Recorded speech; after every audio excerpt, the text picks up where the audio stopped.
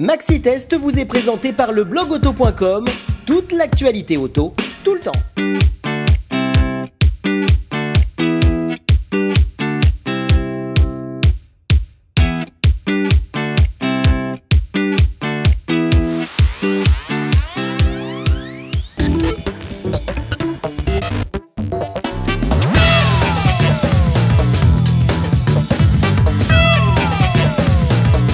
Bonjour et bienvenue dans cette nouvelle édition de Maxi-Test, votre magazine d'actualité automobile. Nous nous trouvons aujourd'hui à Paris, place du marché Saint-Honoré, à la rencontre de notre invité du mois. Il pilote le concept de distribution automobile le plus novateur du moment puisqu'il est situé en centre-ville et surtout qu'il est entièrement digital. Mais dans cette émission, vous découvrirez également les autos qui ont marqué l'actualité du mois. Une icône survitaminée, le cabriolet qui vous donne le top du topless et un crossover qui pourrait bien chambouler l'ensemble du segment. Tout de suite, on découvre le sommaire en images. Dans ce nouveau numéro de Maxi-Test, nous prenons le volant de la Volkswagen GTI, spécial 40e anniversaire baptisé Club Sport. Nous découvrons toute l'actualité automobile en images dans les news. Nous partageons avec vous le luxe de la Mercedes classe S Cabriolet 63 AMG. Nous plongeons dans le futur de la distribution automobile avec notre invité du mois, Thierry Tanfin. Finalement, nous testons, première pour la marque, le SUV Seat ATK. Nous commençons par une voiture anniversaire puisqu'elle arrive 40 ans après la sortie de la première Golf GTI. Il s'agit de la Golf GTI Sport Club que nous vous promettons de malmener sur le circuit de Potarnos.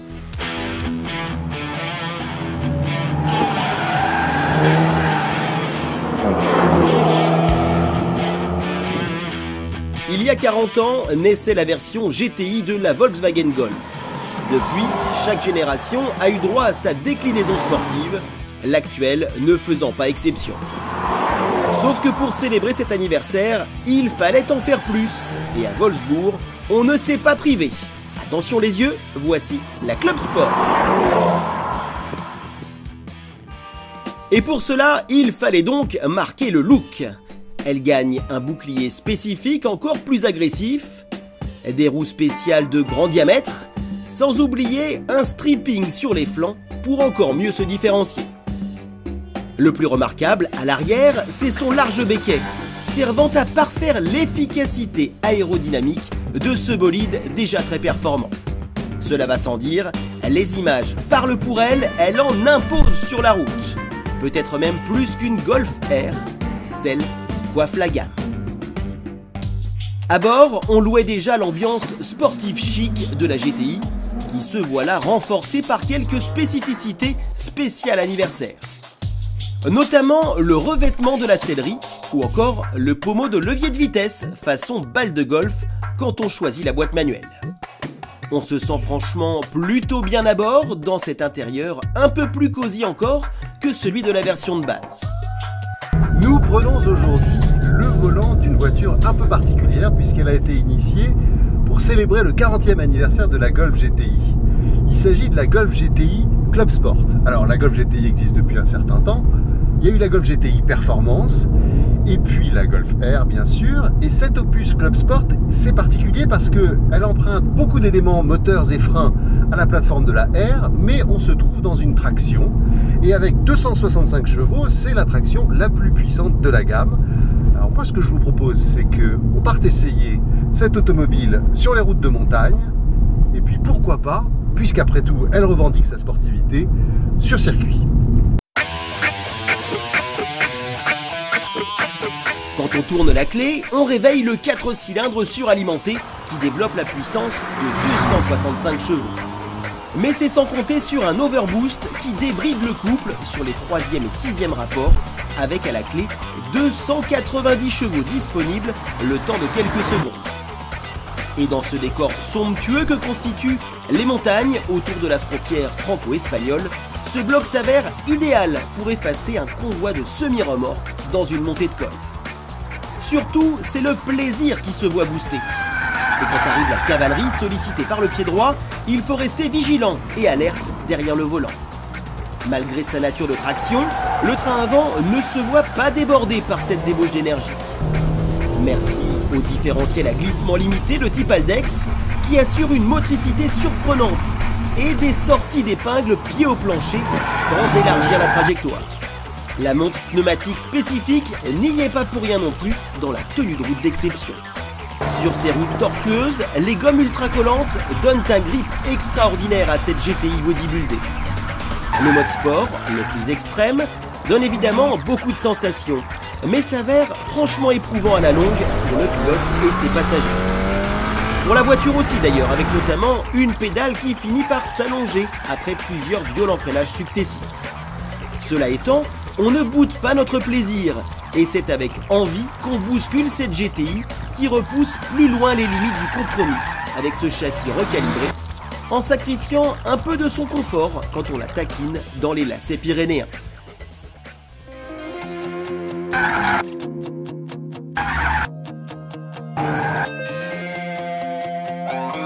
Mais pour aller encore plus loin, nous l'avons emmenée sur le tracé de Pau pour la conduire à la limite, sans risquer notre permis. Alors qu'elle paraît plutôt surdimensionnée sur les axes régis par le code de la route, elle s'avère un peu plus délicate à mener à la limite sur cette piste de course. La montre pneumatique semi-slick facilite la vie et met en valeur l'amortissement que l'on croyait radical dans la nature, mais qui finalement colle parfaitement à un contexte circuit. Jamais elle ne tressaute et garde en toutes circonstances les 4 gommes en contact avec le bitume. Nous nous sommes permis de déconnecter l'antipatinage, histoire de bien profiter de la motricité excellente, parfois perturbée par l'électronique sur la route. Bref, un vrai pied à bord de cette Golf GTI Club Sport. Alors au terme de cet essai, on peut dire que la Golf GTI Sport Club est une auto assez remarquable. Son comportement sur les routes de montagne, nous l'avons vu, était absolument parfait.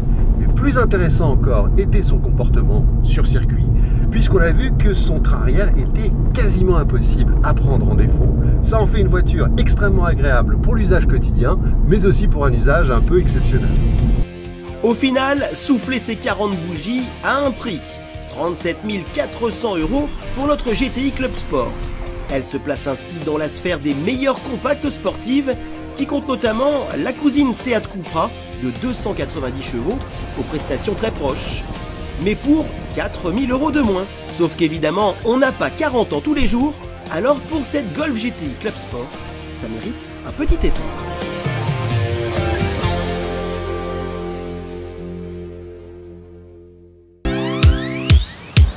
Pour ne rien rater du reste de l'actualité de la planète automobile, tout de suite, voici les news les plus importantes du mois.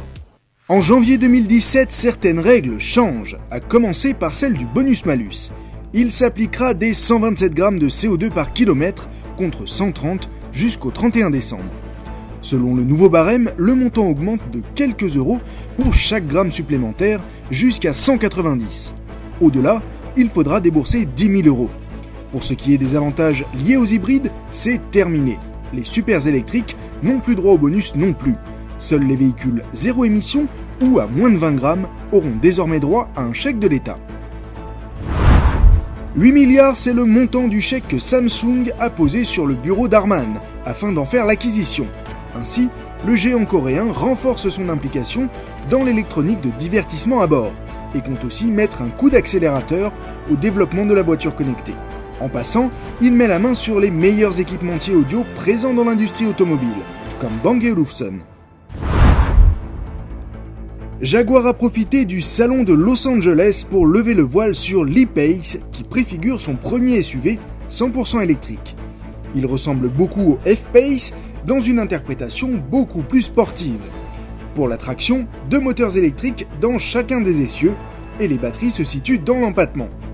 400 chevaux de puissance et une autonomie de 500 km sont annoncés par la marque. Le modèle de série sera présenté à Francfort. Alfa Romeo entend bien s'attaquer au premium allemand sur le marché des SUV. Telle est la mission du tout nouveau Stelvio présenté à Los Angeles. Il exhibe des lignes racées, non dépourvues de galbe.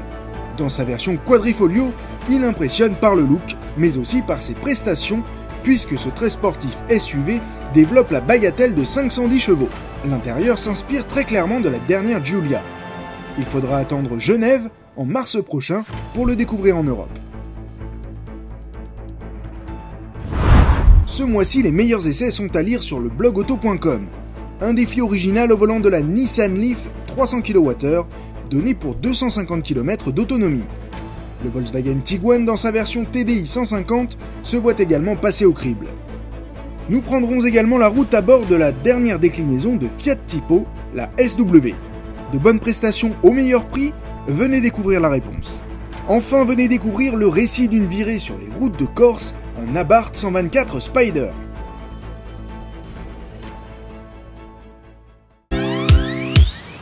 Sur la Côte d'Azur, entre mer et montagne, venez découvrir la Mercedes Classe S Cabriolet dans sa version S63 AMG. Un V8 biturbo, 585 chevaux, des sensations garanties, regardez.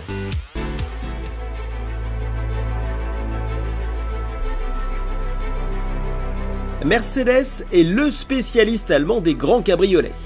Depuis la naissance de la marque, les icônes découvrables se succèdent. Avec la nouvelle génération de Classe S, la marque de Stuttgart faisait déjà étalage du meilleur de son savoir-faire. Et histoire de rajouter du rêve au voyage, voici maintenant sa déclinaison cabriolet dans sa redoutable version S63 AMG. C'est dans les paysages de cartes postales de la Côte d'Azur que nous l'avons essayé.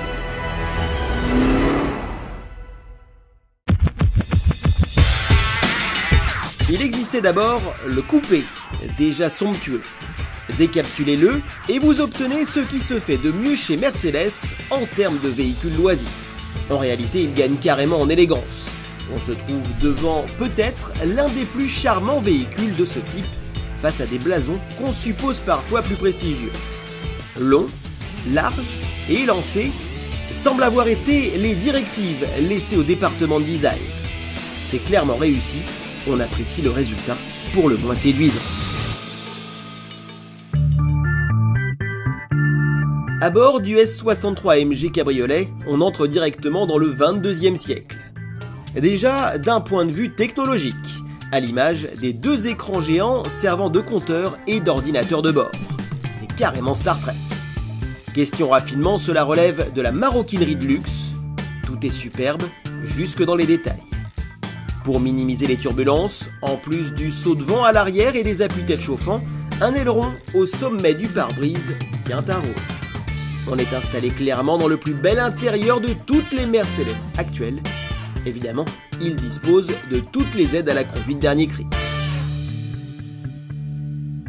Cela faisait 45 ans qu'on cherchait une héritière à la SL 280 de 1971 et elle a fini par arriver. Il s'agit de la classe S Cabriolet que nous essayons aujourd'hui dans sa version AMG S63 avec son V8 biturbo de près de 500 chevaux. Nous nous trouvons sur un terrain de jeu où l'on risque d'en croiser un certain nombre puisqu'il s'agit des petites routes de montagne au-dessus de la principauté de Monte-Carlo. Allez, c'est parti.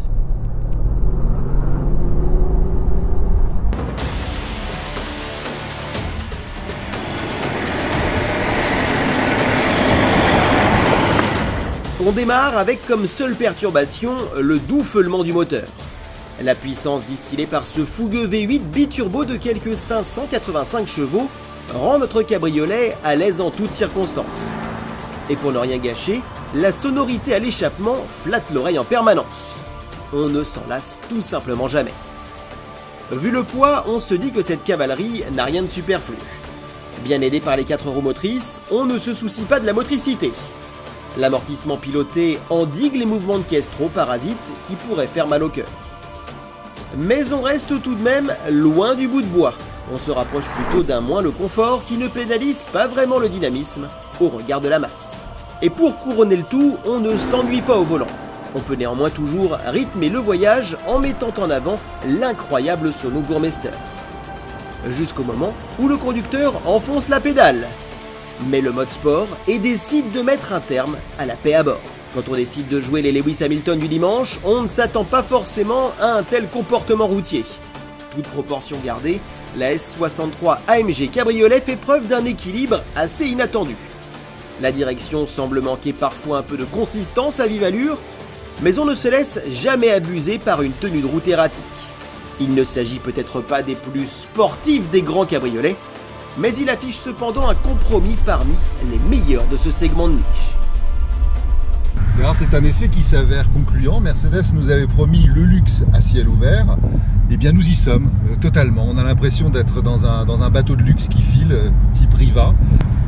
Il faut également saluer le travail qui a été fait par les ingénieurs de chez Mercedes sur le comportement du châssis, puisqu'ils ont réussi à préserver le comportement châssis de la classe S coupé sur ce cabriolet, alors que les contraintes mécaniques sont sensiblement différentes, puisque ici, de toit, il n'y a pas.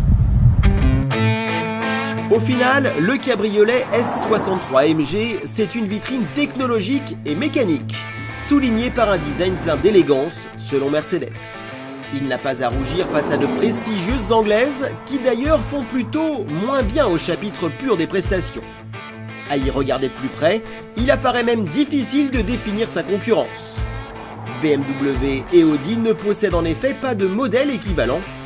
Quant au prix, 202 600 €, c'est le tarif pour se balader à grande vitesse, la tête dans les étoiles.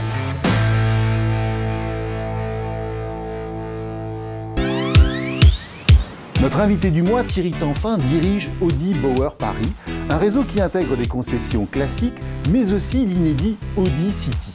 L'occasion pour nous de découvrir ce concept futuriste, mais aussi d'évoquer le futur de la distribution automobile.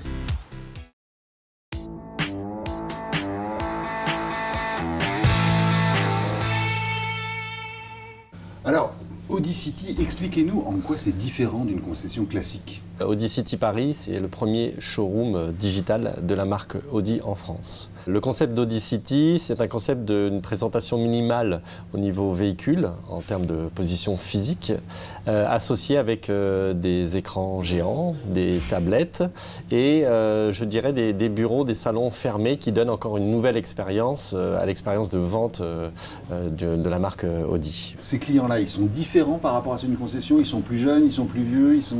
Il faut savoir que maintenant, un client, quand il vient en concession, et en particulier à Audi City Paris, il a déjà fait plus ou moins une mini-configuration sur Audi Configurateur chez lui, dans son salon, sur son canapé, tranquillement. Il vient rechercher une expertise, il vient rechercher un chef produit, il vient rechercher le fait que est-ce qu'il a fait la bonne configuration par rapport à l'utilisation réelle de son véhicule. Et alors, si les clients sont différents, est-ce que les modèles qui sont vendus ici diffèrent de ceux qu'on peut vendre dans une concession classique? Eh bien là, je vous dirais, c'est incroyable. Incroyable. On a ouvert effectivement donc le 1er juin. Paris avait dans les concessions classiques, on ne va pas se mentir, on vend essentiellement du noir, du gris, et puis toutes les années, ce sont toujours les mêmes couleurs. Depuis qu'on a ouvert Audi City, et grâce à cette technologie de grand écran, de personnalisation de véhicules, et de laisser jouer le client sur ses tablettes tactiles, bien petit à petit, on a un petit peu cassé les codes. Casser les codes, ça veut dire qu'on s'est mis à vendre du TT rouge, du Q2 blanc, de l'A6 bleu, un Q7 marron, toute cette nouvelle couleur. Donc effectivement, Audi City donne quelque chose de différent, complètement différent, je dirais, par rapport à une concession classique. Si on se place un peu dans de la prospective, comment vous voyez l'avenir de la distribution automobile à 5-10 ans ? La distribution automobile va effectivement s'orienter sur peut-être moins de capacité d'exposition de véhicules réels en concession, plus de digitalisation, c'est-à-dire de présence d'écrans, d'écrans avec table tactile, tout en gardant bien évidemment une flotte de véhicules à l'essai. Ça, c'est important, mais ça monopolise moins de mètres carrés pour construire une concession. Et petit à petit, je pense que réellement le rôle de vendeur, d'expert est en train de se transformer en rôle de chef de produit. Un client aujourd'hui, avec Internet chez lui, il y a largement de quoi s'orienter, se renseigner et de faire lui-même sa configuration et de personnaliser son véhicule. Donc quand il va venir en concession, et on le voit déjà dans certains sondages, le client vient à 1,2, à 1,3 fois en concession, contrairement à il y a encore quelques années où on était à 2-3 passages en concession, ça a complètement diminué. Il vient chercher, ce qui lui manque, c'est l'expertise, c'est le bon conseil par rapport à l'utilisation réelle de son véhicule. Très bien. Thierry, merci beaucoup. Merci. Le segment très disputé des crossovers accueille un petit dernier qui vient d'Espagne et qui promet les prestations du groupe Volkswagen au prix des meilleurs généralistes Il s'agit du Seat Ateca que nous découvrons au cœur de la Catalogne. Coup de tonnerre sur le segment des SUV, voici un nouveau venu, l'Ateca. Les Renault Kadjar et autres Nissan Qashqai vont devoir affronter la qualité Volkswagen au prix Seat. Et avec le nouveau Peugeot 3008 qui débarque, la bataille promet désormais d'être féroce et sans merci. Mais l'Espagnol a des qualités à revendre et pourrait bien lui assurer une bonne part du gâteau. Notre juge de paix, les routes de l'arrière-pays catalan. C'est parti! Le style discutable des Seat d'antan s'est définitivement terminé. Le design moderne, aux lignes tendues et tranchées de la León, s'applique avec harmonie sur l'imposant Ateca. Avec ses full LED, ses grandes roues et ses traits francs, il rappelle les modèles les plus rigoureux du groupe Volkswagen, à commencer par le Tiguan avec qui il partage sa plateforme. Il va cependant manquer le petit truc latin en plus pour justement casser ce classicisme à l'allemande. Mais c'est aussi une façon de rassurer sans pour autant devoir mettre des baskets de baroudeur. Et à bord, commencez. Aïe, donde está la panadería? Même sur une plage à Barcelone, et oui, vous pouvez arriver les bras chargés. Et là, vous profitez de cette ouverture de haillons électriques. Vous avez vu, un simple coup de pied permet d'ouvrir le coffre, bien sûr sous le pare-choc. Vous avez à l'intérieur 2 tirettes pour faire basculer la banquette arrière. 510 litres de chargement en version 2 roues motrices, 485 en version 4 roues motrices. Et sur l'Ateca, en plus, avec un nouveau coup de pied, ça se referme automatiquement. Alors c'est vrai que dans l'Ateca, globalement, le traitement est plutôt austère, ça manque de fun.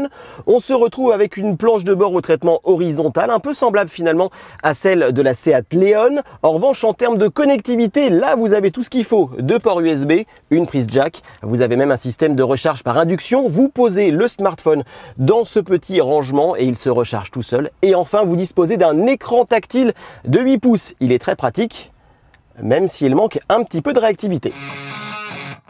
Il ne manque donc ni de place ni d'équipement. C'est le moins qu'on pouvait attendre du dernier arrivé. Regardez, nous sommes en ville à moins de 60 km/h. Le lane assist est enclenché, ça veut dire que la voiture nous maintient automatiquement dans notre voie de circulation. Vous le voyez, le volant tourne tout seul. Et comme j'ai le régulateur de vitesse adaptatif enclenché, je n'ai ni besoin d'accélérer ni de freiner. Là, je ne touche pas au pédalier. Et la petite sonnerie que vous avez entendue, c'est pour me dire qu'il faut remettre les mains sur le volant.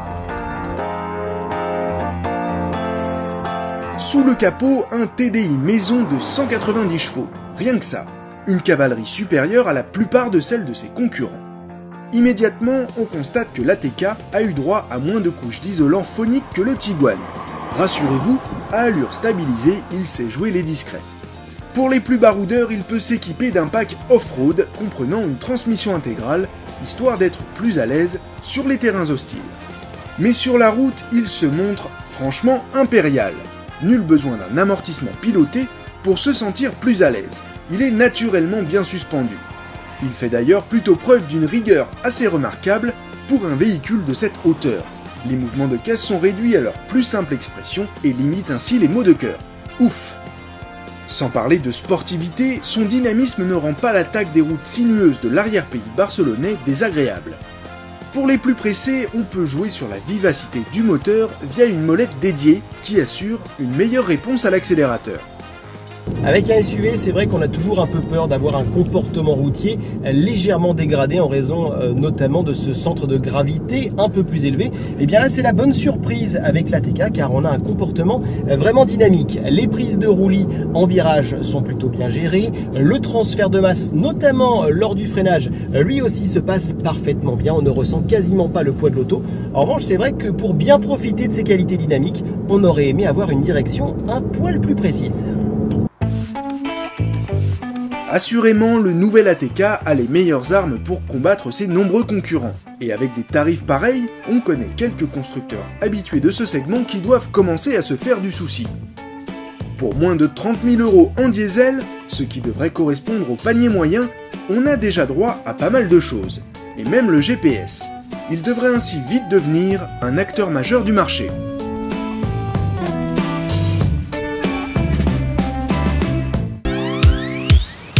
Et bien voilà, cette émission touche désormais à sa fin. Nous quittons donc Paris et la place du marché Saint-Honoré pour vous donner rendez-vous le mois prochain dans Maxi Test et à bientôt sur l'antenne de Motors TV.